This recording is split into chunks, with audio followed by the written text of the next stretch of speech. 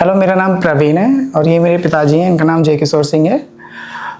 तकरीबन नवंबर के महीने में मेरे फादर को लंग्स में थोड़ी प्रॉब्लम स्टार्ट हुई थी। हमें नहीं पता था कि क्या हुआ, बट अचानक से इनके शरीर में काफ़ी दर्द होने लगा था। कंडीशन काफ़ी ज़्यादा बढ़ गई थी, इनको सांस लेने में भी दिक्कत हो रही थी और चारों तरफ ही दर्द हो रहा था। क्योंकि इमरजेंसी थी, जो भी नज़दीक में हमारे पास हॉस्पिटल था हम वहाँ लेके गए।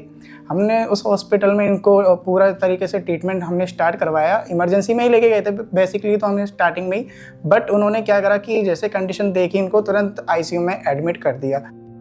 जय किशोर जी हमारे यहाँ इमरजेंसी में आए थे, एक दूसरे हॉस्पिटल के आईसीयू से शिफ्ट होके एम्बुलेंस में।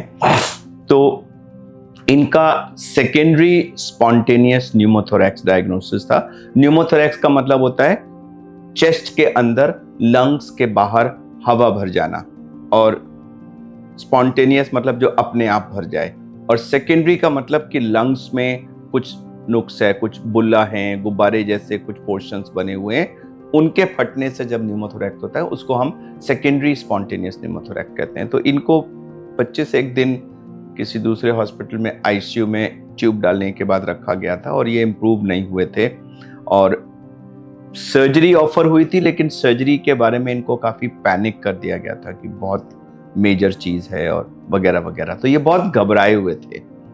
धीरे धीरे करीब 25 दिन जब बीत गए तो उन्होंने हमें बोला कि अब ये सर्जरी से ही ठीक हो पाएगी। फिर हम जब सर्जरी करवाने के लिए जो डॉक्टर थे वहाँ पे अवेलेबल उनसे मिले तो उन्होंने हमें काफ़ी ज़्यादा पैनिक भी कर दिया था कि मतलब सर्जरी ओपन सर्जरी होगी कि काफ़ी क्रिटिकल है और अभी इनकी एज भी है। तो इस तरीके से हम काफ़ी ज़्यादा पैनिक भी हो गए। तो उन्होंने हमें बताया भी था बाकी की भी चीज़ें। एक्चुअली मेरे फादर के फ्रेंड्स हैं, उन्होंने बताया था कि आप मेदांता में दिखा लीजिए क्योंकि उनका भी ट्रीटमेंट यहाँ से चला था। फिर जो यहाँ के डॉक्टर हैं अरविंद जी, उनका काफ़ी ज़्यादा, वो पहले भी गंगाराम में रह चुके हैं तो हमें वहाँ से भी रेफरल मिला था इनके बारे में। तो सीधा हम मेदांता आ गए थे।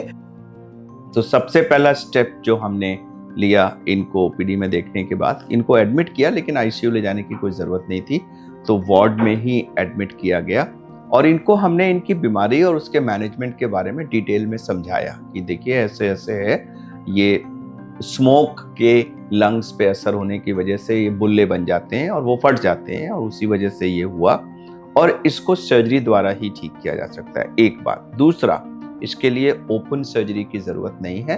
वैट्स यानी कि जो की होल सर्जरी है वो आज की तारीख में स्टैंडर्ड ऑफ केयर है और हमारी स्पेशलिटी है, और फ्यूचर में इनके बुल्ला रहेंगे या बन भी सकते हैं फ्यूचर में, लेकिन न्यूमोथोरैक्स दोबारा नहीं होगा।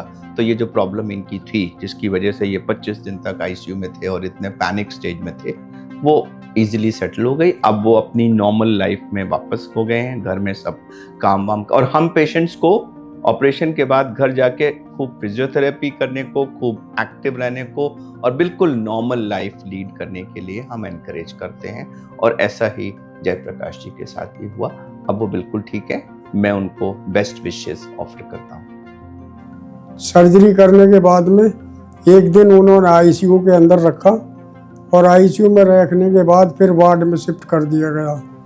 वार्ड में शिफ्ट करने के बाद डॉक्टरों का, नर्सों का, सबका बहुत बढ़िया व्यवहार रहा, बहुत ही फर्स्ट क्लास, और डॉक्टर भी बढ़िया गुड डॉक्टर हैं और मैं बिल्कुल ठीक हूँ। सर्जरी भी ठीक है अब मेरी।